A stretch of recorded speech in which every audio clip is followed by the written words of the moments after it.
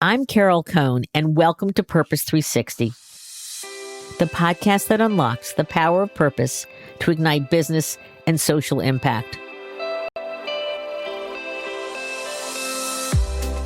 Today's episode, we feature a returning guest and a longtime friend, Chris Marquis, the Sinyi professor at the University of Cambridge Judge Business School and the author of several influential books on responsible business, including The Profiteers and Better Business. In our conversation, we explore a concept Chris recently introduced in a Harvard Business Review article called strategic hibernation. In a time of political volatility, social tension, and shifting expectations around issues like climate and diversity, many companies are grappling with the critical question: when should we speak out? When should we be quiet? Yet, how do we continue the work behind the scenes and not lose our capabilities and key strategic assets? Chris shares what strategic hibernation really means, how it differs from ideas like green hushing, and how organizations can protect their long-term purpose and overall capabilities even in these highly uncertain times. It's a thoughtful and timely discussion about leadership, resilience, and how businesses can stay true to their values while navigating today's highly complex operating landscape. So let's begin.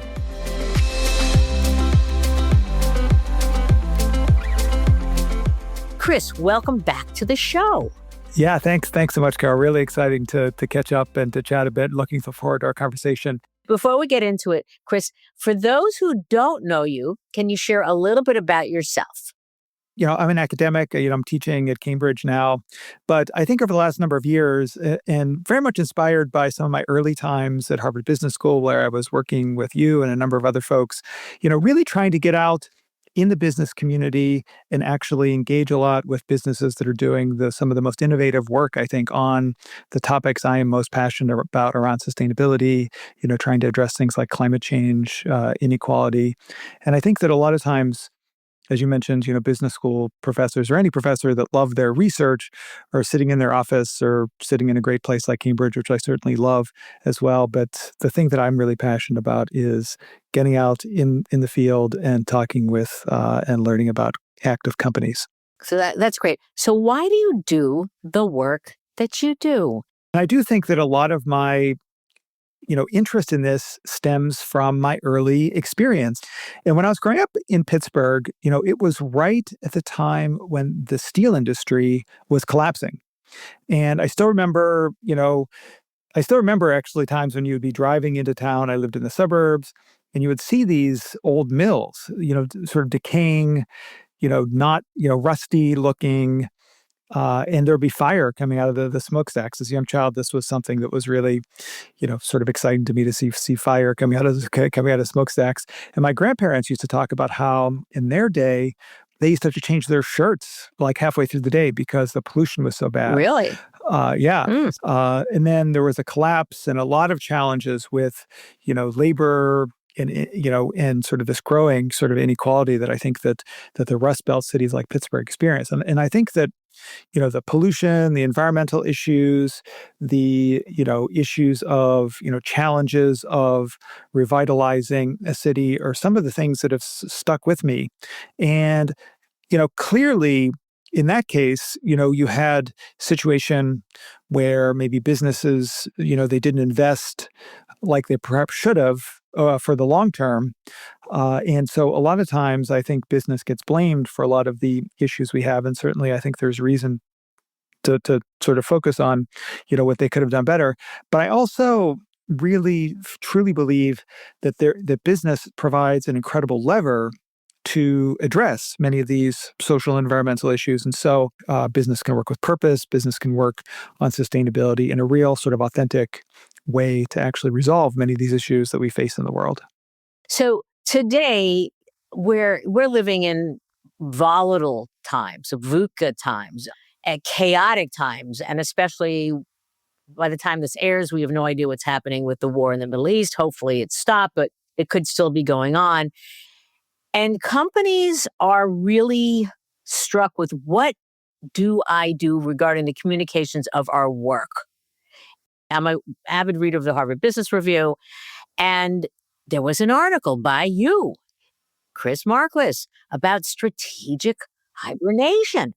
And I stopped me in my tracks and I said, wow, that's a great term, because we know a lot about green hushing, but that's more than this. So let's get right into this, which is, what does strategic hibernation mean, and why did you write this article? I think in part, for many of the reasons why you were talking about it, just how challenging the times are today around communication. Like you mentioned, there's a lot of volatility, a lot of sort of political contention, on all kinds of sides that companies are facing. And I spent a number of years in China between 2010 and 2020. The companies there, sort of observing the way that they were very thoughtful and strategic about the markets they entered, the communication they did, really stuck with me. There was a famous example, of course, of Jack Ma, who, this was the founder of Alibaba. When Ant Financial was going to go public, he had a lot of very outspoken things to say about the regulation of the, Ant Financial being sort of online, payments processing. It's sort of a super app for that people could use to manage their financial lives. And the government ended up sort of canceling that, and he himself went into sort of, hibernation. I guess he disappeared for a while. A lot of businesses in the recent times in the United States have also been facing a lot of, sort of uncertainty about the way that they should engage with some of their businesses that might not actually be in political favor, things around, maybe climate or diversity, et cetera. And so this was sort of the impetus of that. But I wanted to say something more than green hushing. I mean, you mentioned green hushing. I think that's an important contrast because, I do think that being thoughtful in communications and maybe not being as outspoken on issues as a company may want to be is might be the right thing to do. However, I think it's real important to think long term and try to maintain the assets that might actually lead to future success. So where'd the term come from? Typical types of responses that companies are seen to have. There's a very elegant sort of three-part set of strategies called, exit, loyalty, and voice. This is a scholar in the 1970s, Albert Hirschman put this forward. So exit, sort of leaving the market, voice, saying you're against it, or loyalty, where you're really just sort of buckling under in some ways and doing what maybe the government or, whatever sort of constraint you're facing has. A former doctoral student that I was involved in who wrote about the concept of dormancy, and I talk about this article of his in the HBR piece, and he really looked at dormancy. He studied Indian banks, and there was a big policy change in the 1980s and 90s for Indian banks, and he found the ones that ended up being the most successful when the policy was reversed was the ones that went dormant. They actually, stopped certain activities that the government didn't like, but actually very sort of quietly and behind the scenes ended up expanding into other activities that were working in rural areas and other aspects that the government sort of favored. And so this idea, dormancy study of my former student was part of it, and also witnessing some of the challenges companies are facing vis-a-vis the current political climate. So this light bulb went boom, and then you went, strategic hibernation. So in your article, you talk about 3 different ways to strategically hibernate. So can you talk about each one of those? And then we will take this further. So the one that we've been talking about the most is around the external communication.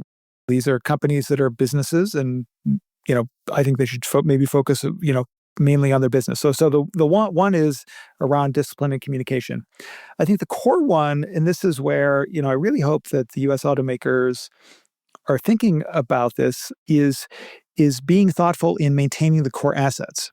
So one of the cases that I use in the piece that resonates a bit with the recent pharma topic is around stem cell research. Actually, in the Bush administration, there was basically, I don't know, I think it must have been executive order perhaps from President George W. Bush on, can't use any federal funds for stem cell research.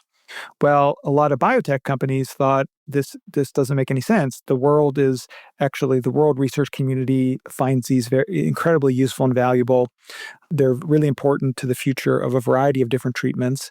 And so those companies, we can look now over 20 years and see how they ended up actually thinking about doing foreign partnerships. So, Singapore, the UK, a number of companies actually ended up establishing in-depth research areas. So I think that's sort of, thinking about your human capital, your capabilities as far as like with the core assets of your business that are really important. So I think a second point, in addition to being disciplined in communication, is maintain the core assets.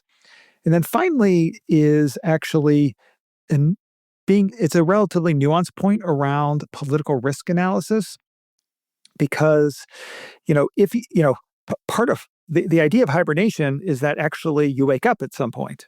So the idea is not to, Right. so, so, Good. so as a company, you want to be thinking about like testing the political winds and sort of really understanding, when is the right time to sort of reverse course.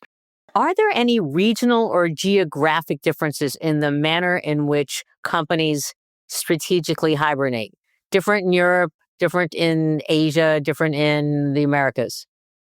Yeah, good question. So some of this research ended up sort of being inspired by my time in China. My former student had done his work on his dissertation in India. I mean, I think in the past, more sort of authoritarian, that might be a strong word, but I think countries where there was a strong sort of ideology about how things should be done from the government's part that might actually differ from the, I guess, sort of market and science reality, I think is where this is the most important. And traditionally, that has been countries like, China or India, where the government had a little heavier hand. What's the risk of poorly executing hibernation strategies? One of the big challenges, I think, is, you're actually, the company is maintaining its investment in these assets, and there's uncertainty as to when actually the sort of wake up time might be. So, and this is the thing about, if you aren't thoughtful in the political risk analysis part and have a good idea of when the tide might turn, or ways to, maybe, like in the biotech case, find partners in Singapore, the UK. I think that's where the challenge is. Okay. So I'm sure you give a lot of advice to CEOs and boards. So you're talking about strategic hibernation, and they're hibernating. We know they're hibernating. But I'm just curious about what kind of advice are you being asked about, or are you giving to CEOs and boards regarding this very delicate balance of retreating strategically, but then coming back? I think there's still, a lot of uncertainty still. And, I think that people, after the 2026 midterm elections might actually be thinking a little bit more about, that's the kind of thinking that, signals that companies should be looking for to think about what the next phase might be. It's more around the communication aspect. A number of people have said to me, that they want businesses to be out there and very, very vocal in opposition to some of the Trump administration policies on climate and diversity. And I think it's, businesses obviously need to have values, they have to have their purpose. In some companies that might be, non-negotiable. Like, so I think, you need to stick to your guns, so to speak, but you don't all need to be firing the guns all the time, all over the place. And it's you're not a comms person, but you do a lot of comms. So I'm curious about internally? Because we've had Alan Murray on a podcast a number of times, and I've asked him, I said, what's someone to do? And he said, employees. He said, you've got a huge employee base. They are looking at you with great scrutiny. You've got your ERGs. So I'm just curious about what are the ways around that you're recommending regarding don't go totally dormant, but here's what you might want to do. Yeah, I mean, I think around internal comms that's an excellent point, and in many cases that when you think about sort of maintaining the core assets, I mean the employees and human capital is a huge part of that, but actually, the culture and communication around the values of the company. I don't want to say for some companies it's too late at times, but I think that so much of this is about how the company's communications match its values. I know some universities that is a sector that I, know probably the one I know the best, although I'm not very involved in sort of advising universities. But, universities, I think, are institutions that have really put diversity at the forefront of their missions. And there's been a lot of pressure on them to change that. And I think there's been some changing of like offices and titles, but also paired with that is still communication to the employees about the importance of those topics in the mission of the overall university. So I think that's I think how I think about communication. It's really important that companies, and I know a lot of the guests that you have are really much deeper in this than I am. The purpose and values of the organization is the lodestar that needs to guide these topics. Is there a role for AI in the calibration for strategic hibernation? I have not, to be honest, I have not thought about that, but that is a great idea. Oh, you should do it. Yeah, totally. I have not. I mean, I do think, that's something where, AI is so generative at making connections that we may not be able to do. And so, I think that there's a huge amount of potential role for AI, because a lot of this you think about, in some ways, it's like a scenario planning situation where you're thinking about like, okay, 5 years from now, what are the potential, situations we might face? And I think that's something where, AI could be very useful in thinking about ways of looking ahead. And one of the examples I use in the article, it's the example that I used to open it, is around prohibition, and the companies that ended up surviving through prohibition are the ones that ended up finding useful ways to sort of maintain their assets. There's a famous article that I just love the title. It's called "From Pabst to Pepsi," and it's uh, Pabst Brewing Company. I don't know if they actually did that, when it went to Pepsi, but, companies that pivoted to things like soft drinks, they end up being the ones that survive because they maintained those core assets of bottling, as opposed to, I don't know, sort of going out of business or whatever some of the other ones did. Now, I want to pivot to a question about no matter the turmoil, I get 2, 3, 4 calls a week from somebody who says, I really want to work in socially responsible business, or however you want to call it. Do you have any advice, especially today? Yeah, I think that's a great point, because I do think that, as we talked about earlier, these issues I think are only going to be bigger and bigger in the future. And I think that at their university, there's a net impact, which is, very, very active. Within their cities, probably there are groups that people can get engaged with on the topic. And so I think, the students I teach, on sustainability myself. And I think that my pitch to them about why the class I'm taking, we all as professors think our classes are the most important classes the students are taking. But Yep. I do make the pitch that this is an area that you're going to be dealing with your entire career, and, And life. having And life in too. life. Yeah. Exactly. So having a little bit of investment. Great, super. So now we're going to go to this new kind of feature of the show, and it's kind of a speed answers. Okay. So what's one word that best describes this moment for purpose-driven business? One word. Challenging. Oh, that's a good one. Challenging. Okay. What keeps you hopeful on the days this work is really heavy? Hey, my students, young people. Yeah. Excellent. Okay. Okay. What's one lesson you've learned through this work that you wouldn't have learned otherwise? I think persistence is one of the things that, I think that's a little bit here, one after the other, you can actually succeed on something. Great. Okay. What's one small action people can take this year to advance purpose, even in a period of strategic hibernation? Be thoughtful about their purchases. Oh, you're doing great. Oh, you're doing really well on this. Okay. And if you could leave listeners with one idea or feeling today, what would it be? I think hope. I mean, I'm someone who is really, I do think that, be it for the young people that I see, and also I think there's so much energy around sustainability and purpose that even in sort of dark times that, there is actually a light at the end of the tunnel. Great.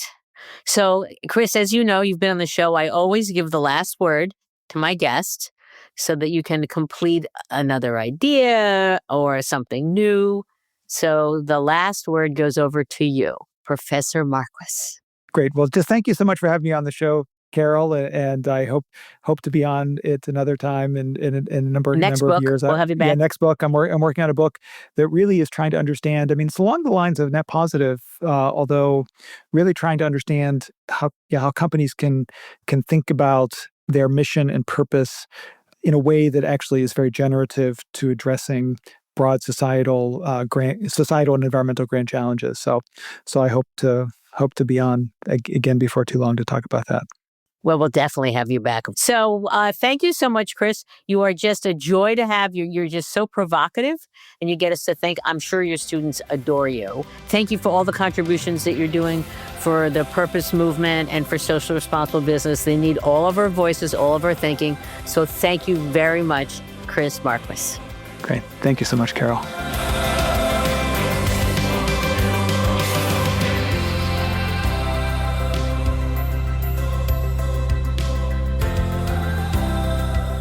This podcast was brought to you by some amazing people, and I'd love to thank them.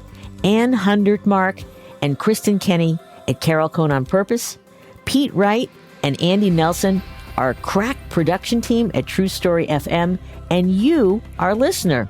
Please rate and rank us, because we really want to be as high as possible as one of the top business podcasts available, so that we can continue exploring together the importance and the activation of authentic purpose. Thanks so much for listening.